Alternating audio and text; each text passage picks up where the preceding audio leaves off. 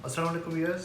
आज हम बात करेंगे पाकिस्तान की इकोनॉमिक सिचुएशन के हवाले से। जो पाकिस्तान में जो सिचुएशन है, करंट इकोनॉमिक वर्स्ट हालात हैं, उसकी वजूहत क्या हैं और कैसे इनको टैकल किया जा सकता है और क्या फैक्टर्स हैं जो इनको ड्राइव कर रहे हैं कि इकोनॉमी जो हमारी बदतर से बदतर होती जा रही है।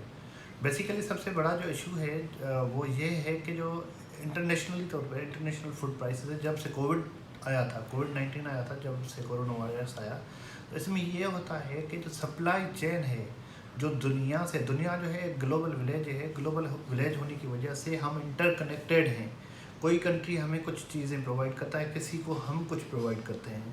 तो इस हवाले से जब कोविड आया तो कोविड में कम्प्लीटली रिस्ट्रिक्शन लग गई, पाबंदियाँ लग गई, कोई कहीं से मूव नहीं कर सकता था और काफ़ी जो है बड़े मसाइल थे। इस वजह से जो फूड की सप्लाई थी, जो कंटिन्यूएशन थी, वो हो गई डिस्टर्ब।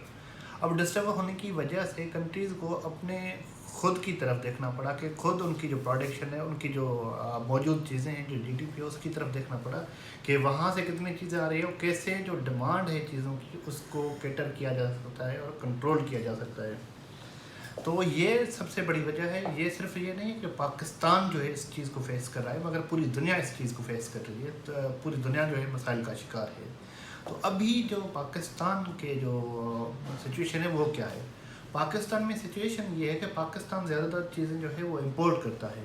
पाकिस्तान को इंपोर्ट करने के लिए, किसी भी कंट्री को अगर इंपोर्ट करना है, तो उसके पास ये होना ज़रूरी है कि उसके अकाउंट में इतने डॉलर्स होने चाहिए कि वो 3 महीने तक इंपोर्ट कर सके। ठीक है जी।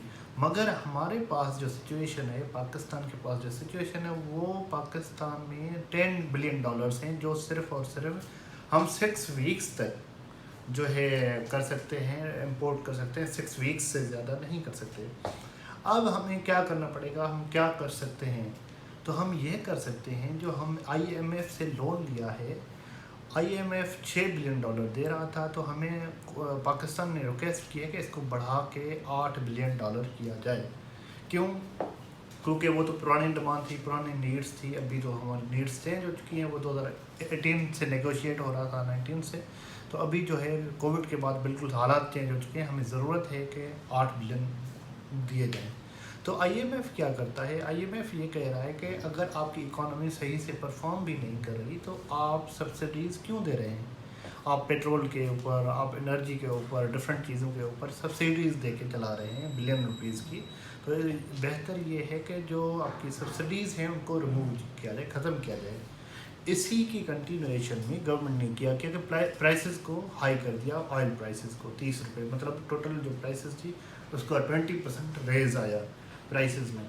अब 20% रेज़ से जो है, उधर से स्टेट बैंक जो है वो डबल डिजिट मॉनेटरी पॉलिसी, जो टाइट मॉनेटरी पॉलिसी है इन्फ्लेशन को कंट्रोल करने के लिए कोशिशें कर रही है। इधर से जो है हमने ऑयल प्राइसेस बढ़ा दी, जिसकी वजह से जो है कंट्रोल नहीं हो रही, डिमांड कास्ट पुश जो है इन्फ्लेशन हो रही है।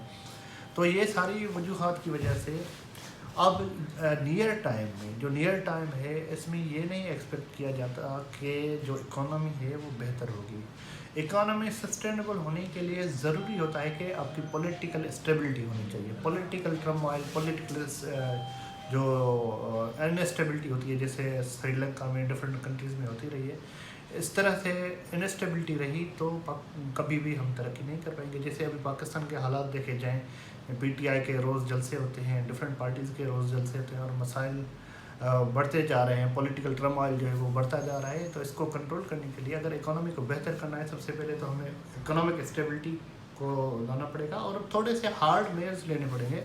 हार्ड मेयर्स के ऑयल प्राइसेस, जो ऑयल पे अभी भी सब्सिडी है, उसको ख़त्म करना पड़ेगा। एनर्जी पे सब्सिडी ऑलरेडी ख़त्म करने की कोशिश कर रहे हैं, कुछ ख़त्म हो चुकी है। तो इस तरह से, और थोड़ा सा हमें जो ज़र मुबादला है, जो फॉरेन एक्सचेंज रिजर्व्स हैं, जो डॉलर्स हैं, उनको थोड़ा सा बढ़ाना पड़ेगा। वो अच्छे से नेगोशिएट करना पड़ेगा IMF से, और डिफरेंट जो फोरम्स हैं, हमारे जो फ्रेंडली कंट्रीज़ हैं, उनको भी रिक्वेस्ट करनी पड़ेगी कि कुछ ना कुछ हमारे अकाउंट में डिपॉजिट दी जाए, जैसे सऊदी अरब है और डिफरेंट UAE है, डिफरेंट कंट्रीज़ हैं। तो इस तरह से हम जो है कुछ ना कुछ इस वर्सनिंग सिचुएशन को कंट्रोल कर सकते हैं। नहीं तो ये डॉलर के अगेंस्ट जो रुपी है वो गिरता रहेगा और हमारी इकोनॉमी जो है वह